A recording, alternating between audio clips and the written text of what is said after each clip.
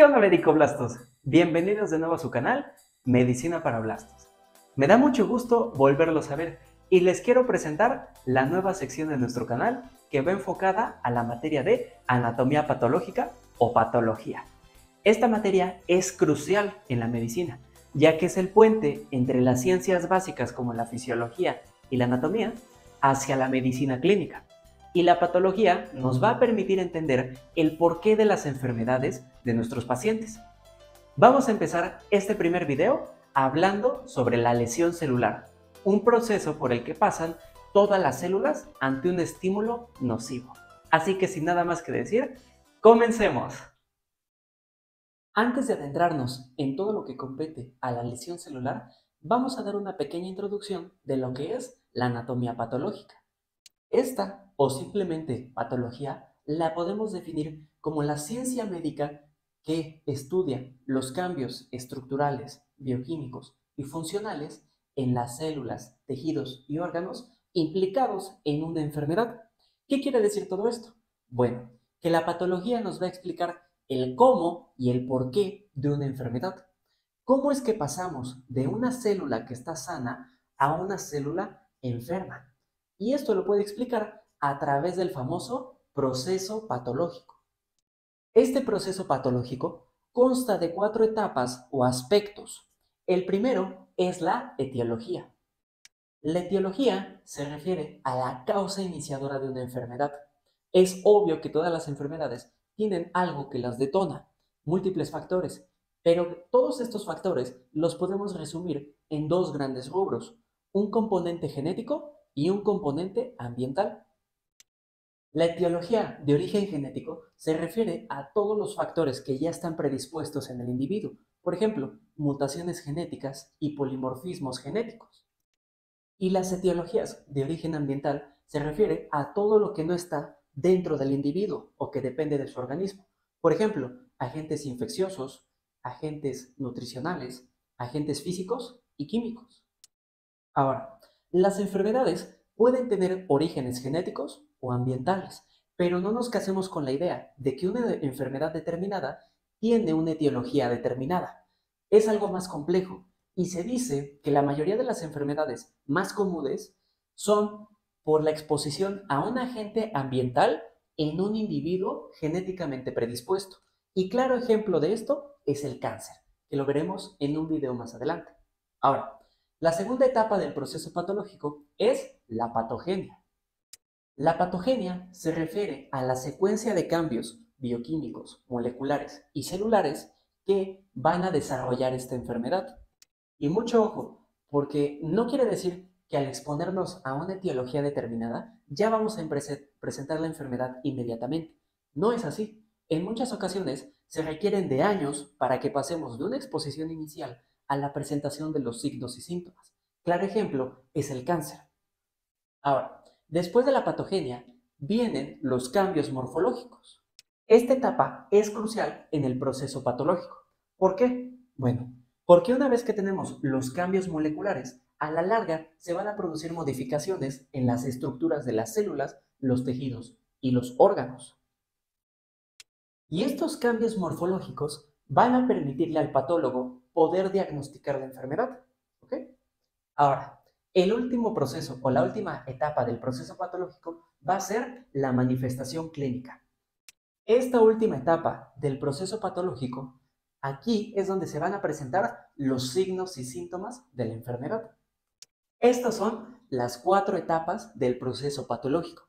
Y cualquier enfermedad que ustedes quieran pensar, la podemos ejemplificar con estos 4 procesos. Ahora sí, vamos a adentrarnos en lo que es la lesión celular. Para hablar de lesión celular, debemos entender cómo la célula responde frente al estrés y los estímulos nocivos. Supongamos que aquí tenemos a una célula normal o saludable. Todas las células requieren de ciertos sustratos como la glucosa, glucógeno, lípidos y proteínas para producir su energía y funcionar correctamente. Y cuando funcionan en este estado de equilibrio, se le conoce como homeostasis. Sin embargo, las demandas fisiológicas de la célula no son lineales. En algunas situaciones, las demandas de la célula aumentan y en otras situaciones disminuyen. comprometiendo la homeostasis. Estas situaciones que comprometen la homeostasis se conocen como estrés. Y el estrés celular puede ser de origen fisiológico y patológico. Y podemos ejemplificar. De estrés fisiológico tenemos al ejercicio y al embarazo, donde las células requieren de un mayor aporte de sustratos para poder satisfacer la mayor demanda fisiológica. Y como estrés patológico tenemos a la hipertensión arterial sistémica frente al corazón. Los miocardiocitos, es decir, las células del músculo cardíaco, frente a un aumento de la resistencia de los vasos, tienen que contraerse con mayor fuerza para poder eyectar la sangre. Entonces, también es un tipo de estrés de origen patológico. Entonces, ¿qué va a pasar con la célula cuando se presenta este estrés? La célula tiene la capacidad entonces de adaptarse, por lo que la célula pasa frente a una adaptación celular.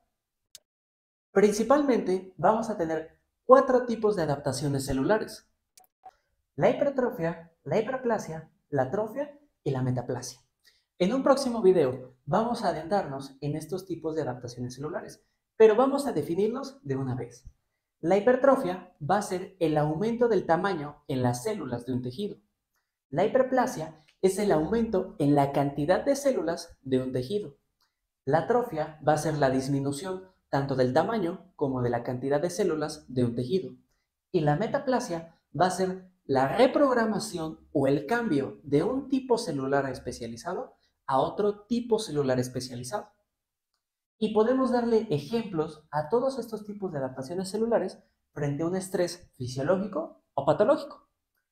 La hipertrofia, ya lo explicamos.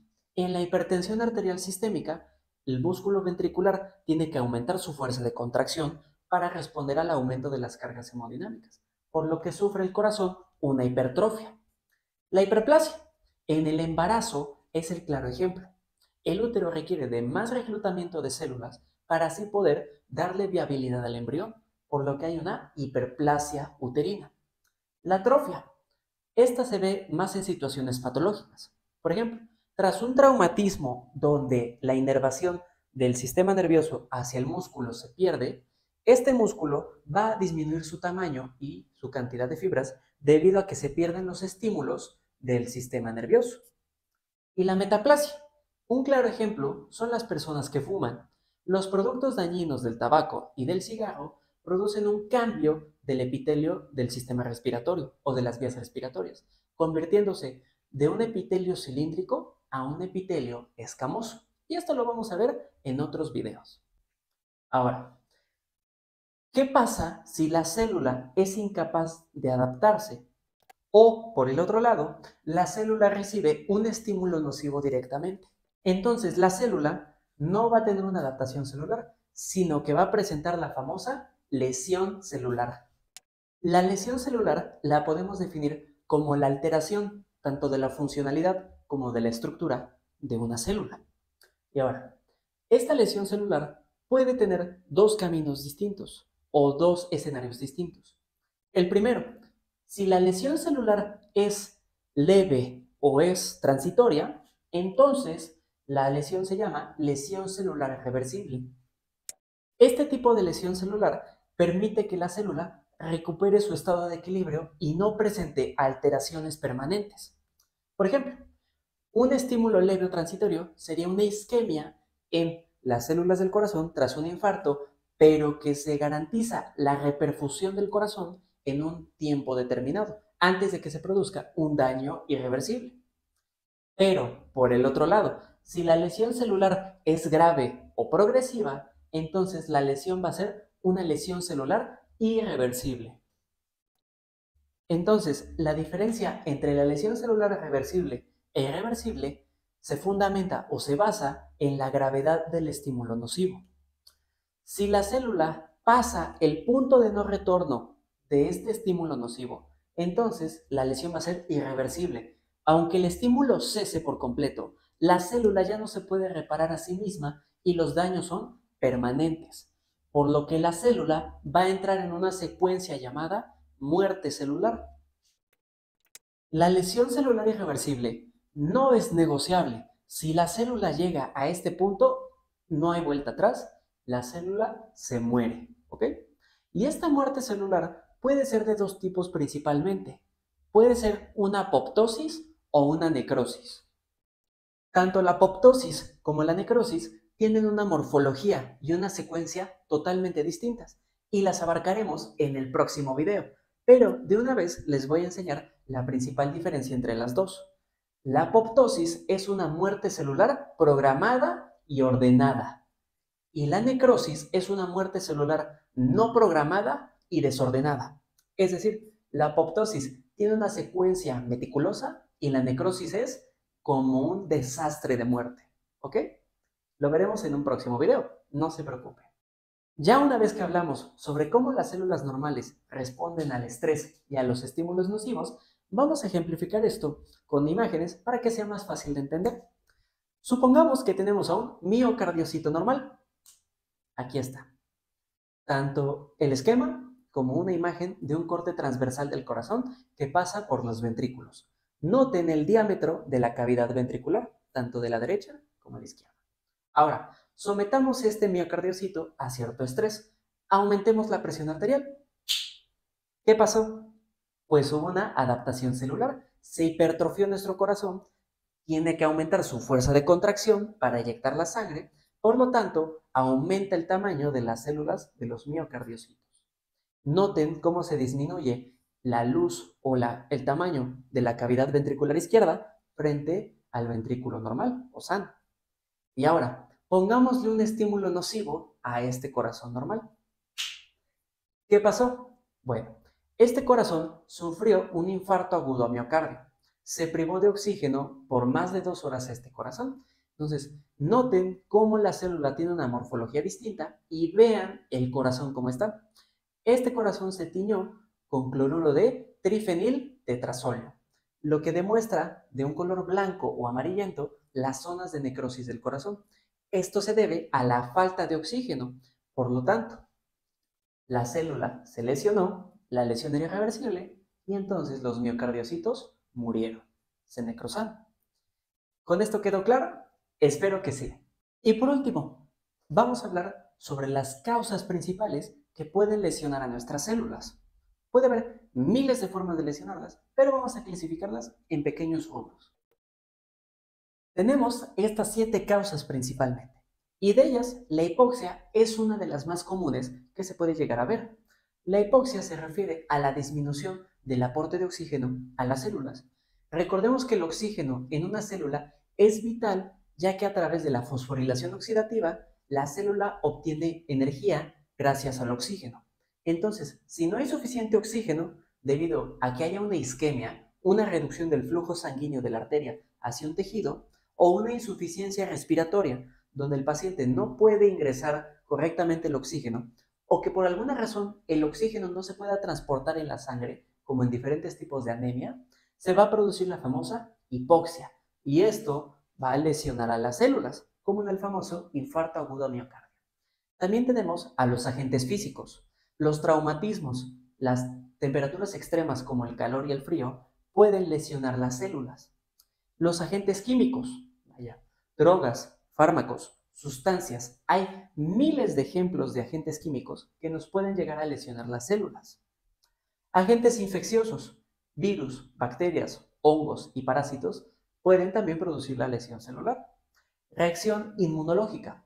Nuestro sistema inmunológico, recordemos que nos protege frente a agentes externos o que no pertenecen a nuestro organismo. Pero en algunas ocasiones, el sistema inmunológico reconoce ciertos autoantígenos y produce una reacción autoinmune, lesionando las propias células del huésped. Agentes genéticos, una mutación, un pleomorfismo de ciertos genes o incluso cromosomas puede lesionar las células. Por ejemplo, el síndrome de Down, una trisomía del cromosoma 21 puede producir alteraciones de las células, o la simple mutación de un par de bases de nucleótidos puede producir una lesión celular. Por ejemplo, las famosas talasemias o la anemia trepanocítica. Y por último, la nutrición. Tanto la ausencia de nutrientes como la sobrealimentación pueden lesionar las células. Ahora, vamos a hablar acerca de la morfología de la lesión celular. Vamos a tener dos principales cambios morfológicos en la lesión celular reversible.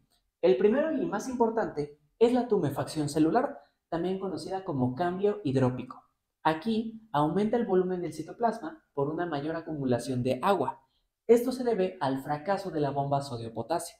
Como las mitocondrias están dañadas, no producen suficiente ATP, por lo que la bomba falla, el sodio se acumula y por lo tanto también el agua. Y el segundo cambio es el famoso cambio graso. Este se presenta en células que usan una gran cantidad de lípidos o que su metabolismo es principalmente lipídico, como los hepatocitos. Los pacientes con esteatosis hepática, como los alcohólicos y las personas con sobrepeso, presentan estos cambios grasos en sus hepatocitos. Y ahora, en esta microfotografía de un microscopio óptico podemos observar células de túbulo renal sanas. Y aquí las mismas células del túbulo renal, pero con una isquemia, por lo que la célula se lesiona y se produce la tumefacción celular. Vean cómo hay unas vacuolas transparentes y el citoplasma se tiñe más rojo, término conocido como mayor eosinofilia. Esto es debido a que hay una mayor presencia de ARN en el citoplasma y los colorantes se unen más al ARN. A nivel de un microscopio electrónico, podemos ver modificaciones en las microvellosidades, tumefacción de las mitocondrias, así como presencia de cuerpos de mielina en las membranas celulares. Esta es una microfotografía electrónica de las mismas células del túbulo renal normales, con isquemia y con necrosis. Y noten cómo las vellosidades se van degenerando conforme avanza la lesión. Ahora, vamos a entender cómo es el mecanismo de la lesión celular, cómo pasamos de la célula sana por un estrés o un estímulo nocivo hacia la lesión celular. Van a existir tres principios que rigen a los mecanismos de lesión celular. El primero es que la respuesta celular frente a un estímulo nocivo depende de la naturaleza de este estímulo. ¿Qué quiero decir con esto? Bueno, no es lo mismo una célula que responde a una mínima concentración de una toxina a que la célula responda a una gran concentración de la misma toxina. En el primer escenario, la lesión es reversible y la célula se recupera. Pero en el segundo escenario, la célula probablemente muera al instante. El segundo principio es que las consecuencias de este estímulo nocivo dependen del estado previo de la célula.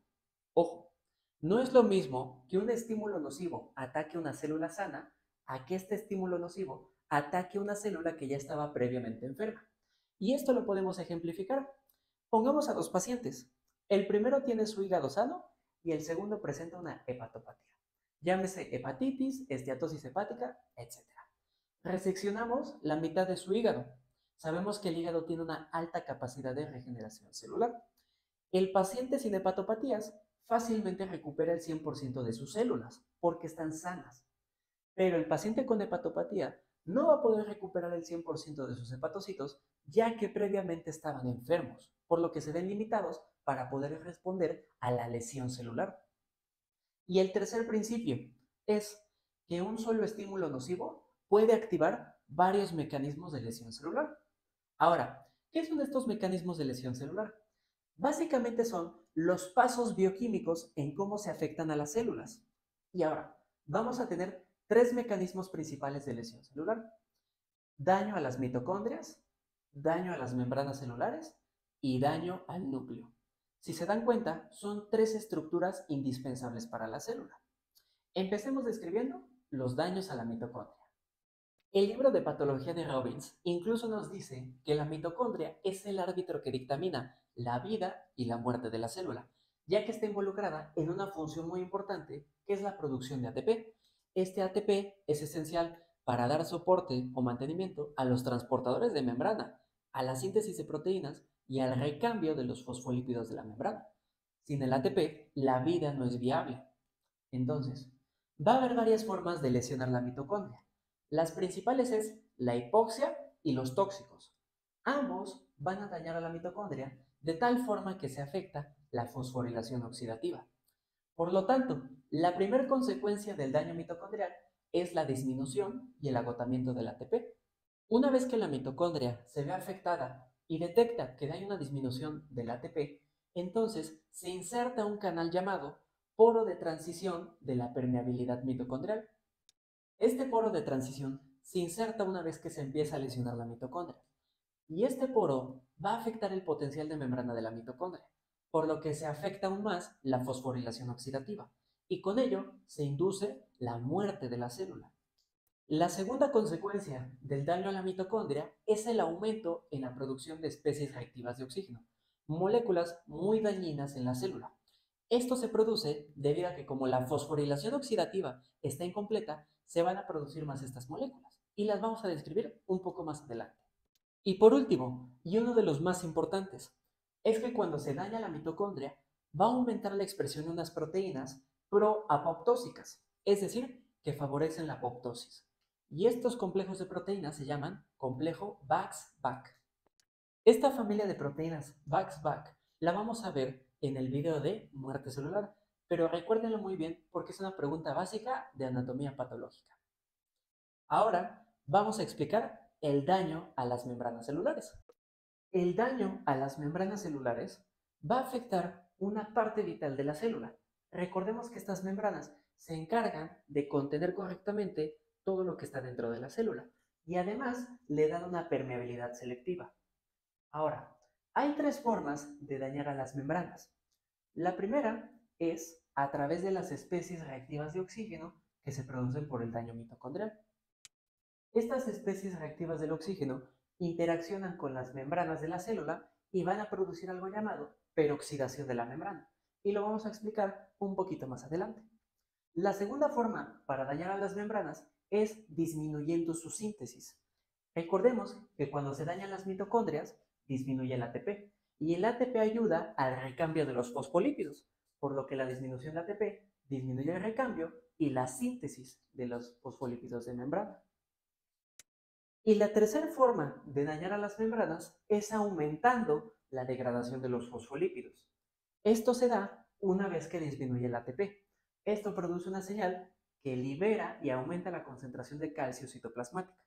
Este aumento de calcio enciende a las fosfolipasas, enzimas que degradan fosfolípidos, por lo que mientras disminuye la síntesis de la membrana, aumenta su degradación simultáneamente. Estas son las tres formas en las que se puede dañar a la membrana celular. Ahora, ¿qué consecuencias tienen estos daños de la membrana? El primero es que se va a afectar a la membrana citoplasmática. Obviamente, si dañamos a esa membrana que forma la célula, primero vamos a perder el equilibrio hidroelectrolítico, con el consiguiente desajuste o pérdida del potencial de membrana y de reposo. Y lo segundo, se pierde la permeabilidad selectiva de la célula y se escapan los organelos de la célula, lo que inmediatamente conduce a la muerte celular. Y ahora, no crean que solo se afecta la membrana citoplasmática, se afectan todas las membranas de una célula o de todos los organelos, incluyendo la membrana mitocondrial y la membrana lisosómica. Si nosotros dañamos a las membranas lisosómicas, vamos a liberar el contenido de estos organelos. Recordemos que aquí tenemos enzimas que degradan fácilmente, por ejemplo, adeneasas, RNasas, proteasas y glucosidasas, que van a degradar los principales lípidos, proteínas e hidratos de carbono de la célula, conduciendo a la posible muerte de la célula. Y por último, expliquemos el daño al núcleo y el ADN. El núcleo tiene una situación particular, ya que este se puede lesionar tanto por las especies reactivas de oxígeno como por sustancias o fármacos como los famosos antineoplásicos. Sin embargo, debido a que en el núcleo tenemos algo tan importante como nuestro material genético, hay sensores que detectan estos daños, principalmente P53. Esta P53 va a detener el ciclo celular en la fase G1 y entonces se van a desencadenar vías que van a intentar reparar al ADN. Una vez que se detiene el ciclo celular y se intenta reparar, puede haber dos escenarios. El primero, que se repare, y el segundo, que no se repare. Si se llega a reparar, entonces P53 detiene su función y avanza el ciclo celular. Pero si no se llega a reparar, entonces P53 manda señales para que se produzca la muerte celular o, en otro caso, la senescencia de la célula. Es decir, que quede permanentemente en fase G0. Estas son las tres formas o los tres mecanismos por los que se puede lesionar una célula. Todo esto que acabamos de hablar se puede resumir en este siguiente cuadro. Ahora vamos a hablar de dos situaciones bioquímicas específicas que también lesionan a las células, como las especies reactivas de oxígeno y el estrés del retículo endoplasmático. De los dos mecanismos particulares que lesionan a las células, empecemos hablando del estrés oxidativo. ¿Qué es el estrés oxidativo? Bueno, va a ser una situación en la cual hay un aumento en la producción o da una disminución en la degradación de los radicales libres. Es decir, que se acumula una gran cantidad de estos radicales. Pero, entonces, ¿qué son los radicales libres? Bueno, estos van a ser sustancias químicas que tienen un electrón no emparejado en su orbital más externo. Debido a que tienen un electrón no emparejado o inestable, van a interactuar con lo primero que se encuentre a su paso. Pensemos en estos radicales libres como estas personas que son altamente reactivas y que la primera persona que se encuentren van a echarle pleito. Así son los radicales libres. Como tienen este electrón no emparejado, pueden interaccionar con proteínas, carbohidratos, lípidos y ácidos nucleicos. Básicamente, con todas las estructuras de la célula. Por lo tanto, no es de extrañarse que estas especies reactivas o radicales libres puedan destruir o dañar las partes más esenciales de una célula, como la mitocondria, las membranas y el núcleo. Ahora, ¿cuáles son los principales radicales libres? Bueno, podemos tener especies reactivas del oxígeno y especies reactivas del nitrógeno, pero vamos a enfocarnos solamente en las ERO, las especies reactivas del oxígeno. Tenemos 6 especies reactivas del oxígeno. Si se dan cuenta, todas presentan oxígeno. Tenemos el anión superóxido, el peróxido de hidrógeno, el radical hidroxilo, el nitrito y el hipoclorito. Y mi favorito, el peroxinitrito, que a mí me lo enseñó mi doctora de anatomía patológica, la doctora Tamayo, que si le está viendo, le mando un gran abrazo. El famoso ¡oh no! ¡Oh no! ¡Oh no! ¿Por qué oh no? Porque cuando las células o cualquier molécula ve esto, grita oh no. Es tan reactivo que todo lo que esté a su paso lo destruye. ¿Okay? Ahora, estas especies reactivas se pueden producir de diferentes formas. Veamos. Tenemos tres principales formas de generar a los radicales libres o los ERO. El primero y el más importante son las reacciones de óxido-reducción de la fosforilación oxidativa. Recordemos que en la mitocondria, en la cadena transportadora de electrones, el oxígeno pasa y produce una reacción junto con el hidrógeno, donde se reduce, hay movimiento de 4 electrones, se genera energía y las 2 moléculas de agua. Pero va a haber situaciones o va a haber en todas estas reacciones, algunas de ellas no van a producir el movimiento de estos 4 electrones. A veces pueden mover 3 y el último electrón es el que genera el anión superóxido. Y esto es normal, pero la célula también cuenta con mecanismos compensadores para degradar este error en el metabolismo. La segunda forma es la radiación. Por ejemplo, la exposición a los rayos ultravioleta del sol o la radiación X, cuando se toma una radiografía. Esta radiación va a producir una modificación del agua. Se va a ionizar y se separan los átomos, por lo que se genera el radical hidroxilo, que es la especie reactiva de oxígeno. Y por último, en los leucocitos activados. Cuando veamos la inflamación, los neutrófilos y los macrófagos tienen un complejo multiproteico llamado NAP oxidasa o fagocito oxidasa que se activa y entonces produce estas especies reactivas del oxígeno que degradan células que deben de destruir o microorganismos como bacterias y virus. Además, algunos metales en la reacción de Phaeton pueden producir estas especies reactivas del oxígeno. Ahora, ¿cuáles son los mecanismos que pueden degradar o contrarrestar la producción de estas ERO? Bueno, podemos inactivar las especies reactivas del oxígeno a través de los famosos antioxidantes, y todos los hemos escuchado. Claro ejemplo de ellos son la vitamina A, la C y la E. Y también tenemos enzimas especializadas que inactivan estas especies reactivas del oxígeno, presentes, por ejemplo, en los peroxisomas y en los leucocitos. La primera enzima es la catalasa, presente en los peroxisomas. Esta descompone dos moléculas de peróxido de hidrógeno en oxígeno y dos moléculas de agua. Y la superóxido dismutasa, abreviada como SOT. Esta convierte dos moléculas de anión superóxido y dos átomos de hidrógeno en peróxido de hidrógeno y oxígeno diatómico. Ahora, ¿cómo las especies reactivas del oxígeno van a dañar a la célula? Bueno, recordemos que se pueden unir a carbohidratos, lípidos y proteínas. Entonces, se pueden unir a los compuestos que conforman a la membrana celular, al núcleo y a la mitocondria. En las membranas celulares, las ERO van a formar la peroxidación de la membrana. El radical hidroxilo se une a los dobles enlaces de los ácidos grasos insaturados, por lo que se forman peróxidos y se va dañando la membrana. En las proteínas, que abundan en toda la célula, van a formar enlaces cruzados y covalentes que modifican la estructura de la proteína, haciendo que esté mal plegada y que no funcione correctamente. Y en el núcleo van a degradar o modificar los enlaces simples y dobles del ADN. Y esto, si no se repara, puede formar mutaciones que generen neoplasias malignas. Por eso las especies reactivas del oxígeno están muy relacionadas en la lesión celular, en el envejecimiento, en el cáncer y en las enfermedades degenerativas, como el Alzheimer. Y por último, hablemos sobre el estrés del retículo endoplasmático.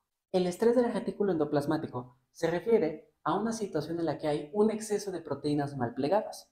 Recordemos que las chaperonas son las encargadas de evitar que esta situación se produzca, reparando las proteínas mal plegadas.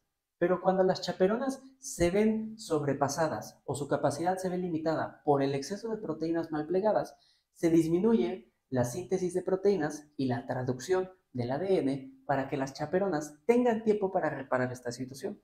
Sin embargo, si no es posible, las chaperonas mandan señales apoptósicas. En este diagrama se puede entender más fácil lo que les acabo de explicar. Y tan tan, con esto finalizamos nuestro video de lesión celular. Recuerden que es el primer capítulo de anatomía patológica. En futuros videos hablaremos sobre la muerte celular y las adaptaciones celulares. Si les gustó el video, no olviden darle like y suscribirse. Y si tienen alguna duda, con mucho gusto yo se las respondo en los comentarios. Yo soy Enrique Pedrosa. Hasta pronto, Medicoblastos.